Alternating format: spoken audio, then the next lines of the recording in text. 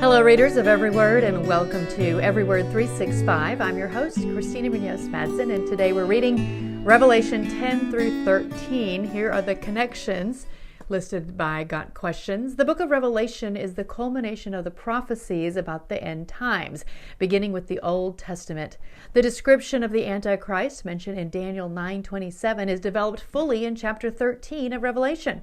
Outside of Revelation, examples of apocalyptic literature in the Bible are Daniel chapters 7 through 12, Isaiah chapters 24 through 27, Ezekiel chapters 37 through 41, and Zechariah chapters 9 through 14. All these prophecies come together in the book of Revelation.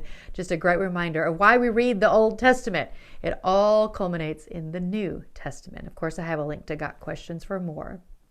You are under the same umbrella of God's protection today. He has a purpose for your life here on this earth, and no matter what the obstacles, He will preserve you until your mission is accomplished. Let that assurance of God's hand on your life give you added boldness as you testify for Him today. But remember, time is short. There is no guarantee that you, like the two witnesses, have 1,260 days to finish your God-given mission. And that, of course, is from today's daily walk. Wow, have you ever thought about your time on earth as an hourglass of sand? No one knows how much sand is in it or how long it will take to finish, but hopefully that's some good motivation for all of us to not only figure out our purpose, but to then do it. So again, I'm going to share a lot of links on here just in case you read something and you want to know a little bit more. For example, what does Revelation chapter 12 mean? In Revelation chapter 12, John sees a vision of a woman clothed with the sun and the moon under her feet, and on her head a crown of 12 stars. It's very confusing, very theatrical. So I'm including a link that has more on that. And I just mentioned it, but what is the prophecy of the 1,260 days in Revelation? That's mentioned a couple of times. And so I'm including a link for more if you want to know more about that. Then we get into who is the beast of Revelation. Of course, a lot of talk about this and a lot of questions about this, so I've got a link there. And then who is the false prophet of the end times? Again, if these were easy black and white questions, I would just give you the answers, but they're not. That's why if you want to know more, I'm attaching some links in the podcast description. Here's one I'm going to dig a little bit deeper on. What is the mark of the beast? You hear a lot about that. Even Hollywood incorporates that into a lot of their movies. The meaning of 666 is a mystery as well. Some speculated that there was a connection to June 6, 2006, 666. However, in Revelation chapter 13, the number 666 identifies a person, not a date. Revelation 13:18 tells us this calls for wisdom.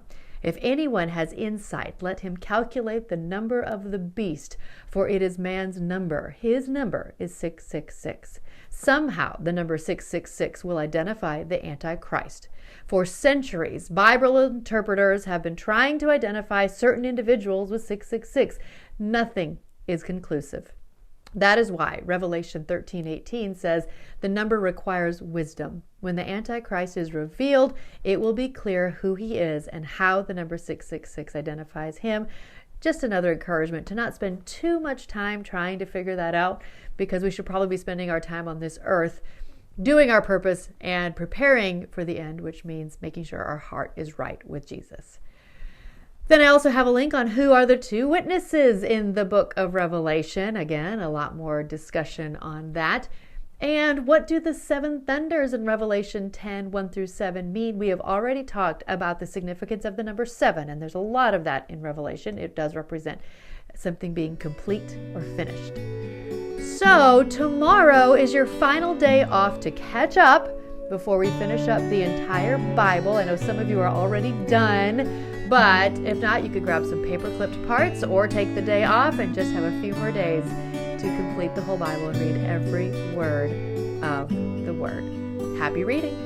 This episode is brought to you by Travel with Friends. Flexible, reliable, intentional, earnest, noble, dedicated, and supportive. We all want friends like that, and now you can. Travel with Friends takes the logistics out of your life-changing tour. Each member of their team strives to be the best friend they can be and hopes that each trip is impactful and personable.